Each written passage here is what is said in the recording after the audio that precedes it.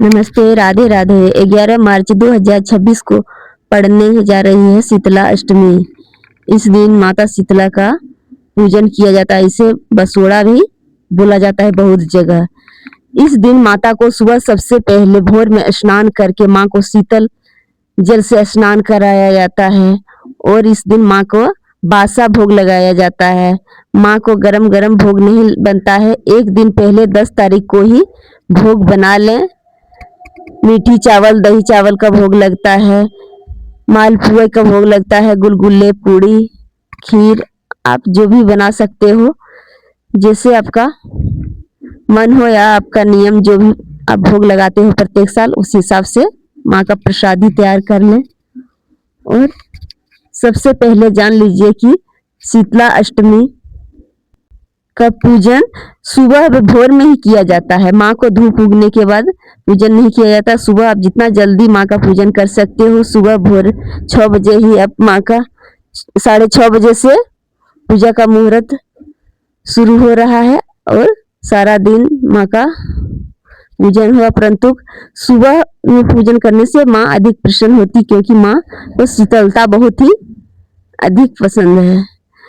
स्कंद पुराण में माता शीतला के बारे में बताया गया है कि माँ जब कृपा करती है तो महामारी चेचक खासरा जैसे बीमारी नहीं होता है। और माता शीतला का बहुत ही महिमा बताया गया है।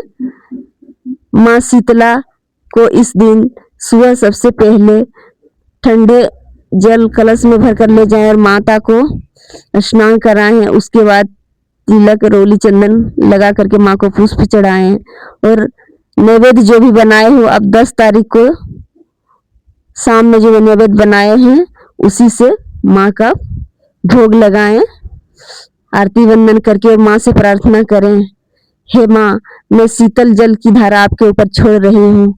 माँ, मेरे घर परिवार में शीतलता बरसाए रखना और चेचक महामारी खासरा जैसी बीमारियों से दूर रखना, क्योंकि अभी चैत्र का महीना है तो चेचक का बहुत ही प्रभाव होता है। इसलिए इस दिन जो भी माताएं व्रत करती है, माता शीतला का पूजन करती है, उसके घर में दुख विपत्ति कभी नहीं आता है और उसके घर महामारी नहीं होती है, उसके संतान स्वस्थ रहते हैं और इस दिन पूजन करने से धन धान्य में वृद्धि होती है।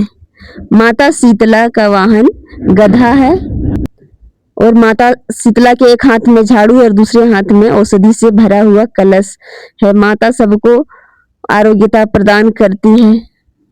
इस दिन जो भी माता का पूजन करता है उसके घर में धन धान सुख समृद्धि की वृद्धि होती है। चेचक महामारी जैसे बीमारी उसके घर में कभी नहीं आता है जो शीतला माँ का पूजन करता है। माँ का अद्भुत महिमा है। शीतला अष्टमी व्रत का कथा इस प्रकार है। किसी नगर में एक बुढ़िया रहती थी। वह बुढ़िया माता शीतला का पूजन किया करती थी। चैत्र माह में कृष्ण पक्ष की अष्टमी को वह चूल्हा नहीं जलाया करती थी और माँ शीतला का उस दिन पूजन करती थी। एक बार की बात है कि उस नगर में आग लग गया और सभी के घर जितने भी घर थे महल थे सब जल के राख हो गया और उस बुढ़िया का झोपड़ी नहीं जला। तो राजा ने उसे बुला करके उससे पूछा कि क्या बात है, क्या राज का बात है कि सबका महल जल गया और तुम्हारा झोपड़ी नहीं जला।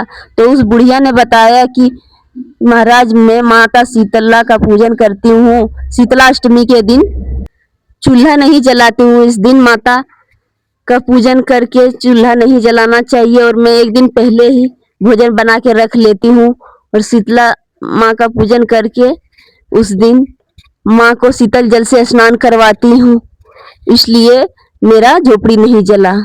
शीतला माता की कृपा से ही तो सभी ने उस दिन से माता शीतला का व्रत करना प्रारंभ कर दिया। माता शीतला बहुत ही कृपा करती है अपने भक्तों पर। जब चेचक जैसे महामारी बीमारी होता है तो माता शीतला का पूजन किया जाता है और माँ से प्रार्थना किया जाता है, माँ जलन को शांत करे और शीतल छाया बरसाएं।